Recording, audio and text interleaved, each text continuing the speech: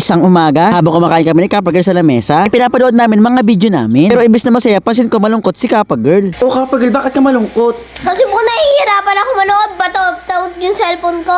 Kataob-taob kasi yung cellphone habang nanonood kami. O, di ba tinsudog-sabog ng taob? Alam mo, tinsudog para hindi na tumawag-taob yung cellphone ko habang kumakain. Pili mo na lang ako nito. Gusto ko sana yung pink. Ito gusto ko pink kasi ang ganda niya. Ito pala, parang dito ba mo cellphone? Sige. Dahil mabait ako dito at parang hindi naman lungkot si Kappa Girl. Mukhang kailangan ko din naman to, kaya ito, bumili na ako. Eto nga, habang ina-unbox ko, ramdam ko na malaki to. Sinakalagay siya sa box. Dahil pink ang request ni Kappa Girl, pink nga pala ang binili ko. Binubuo siya pero madali lang, ilalagay lang yung mga paa. Ito, ganyan ang kadali. Ang ganda niya, di ba? Sobrang cute, tapos sobrang aesthetic pa. Oh, Kappa Girl, ito na ay yung cellphone tissue holder. Cellphone tissue holder! Oo, kailangan ko talaga to para hindi na tumawag yung cellphone ko. Nalis na nga naman yung patungan namin tawa para masubukan tong cellphone tissue holder. Pero naglagay din muna kami ng tissue sa loob. Para habang kumakain o kaya nanonood kami ng nakakaya, kaya doon na yung tissue namin. Alam niyo ba, saktong-sakto dito ang cellphone namin. Parang sinukat, tingnan nyo, pit na pit. Ready na kami manood o chill-chill lang, hindi tumataob. Ganda!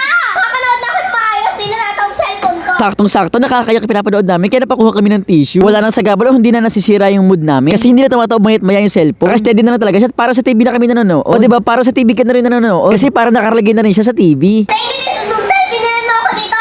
Kamukha mo talaga si Tia Padilla. Ay, linggo ngayon at walang pasok. Dadalhin ko na lang to sa bahay ng classmate ko. Papakita ko to sa kanila. Okay, bye. Okay Kappa Girl, ingat!